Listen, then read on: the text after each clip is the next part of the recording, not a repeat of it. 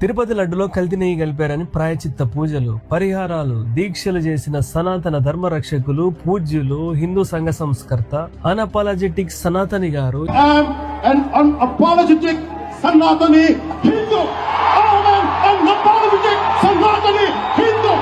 ఈ రోజు అయోధ్య రామ మందిరంలో 200 కోట్ల అవినీతి జరిగిందంటే సప్పుడు చేయట్లేదు ఎందుకు? ఆ ఊగుడేది, ఆ ఊపుడేది, హియర్ స్పీచ్ లేవి. చెప్పు తీసుకొని పళ్ళు రాలగొడతాను కొడకల్లారా, ఒక్కొక్కడికి చెప్తున్నాను. చెప్పు అటు తిప్పి ఇటు తిప్పి పగిలిపోయేలా, దవడ వాసిపోయేలా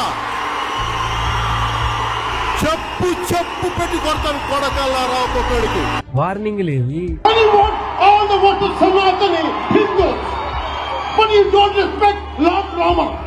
తొక్కిపెట్టి నారదీసే ఆ డైలాగులేవి. తొక్కి నార తీస్తాను చెప్తాను. సర్వం వదిలేసి సనాతనం కోసం ఫైట్ చేస్తా అని చెప్పి ఇప్పుడేమో స్టడీ సపోర్ట్ లేకుండా పార్టీ ఆఫీసులు ఓపెన్ చేసుకుంటూ తిరుగుతున్నారు. తిరుపతిలో ప్రసాదం కల్తీ జరిగింది, మరి అయోధ్యలో ఏకంగా దేవుడి డబ్బు అవినీతి జరిగింది.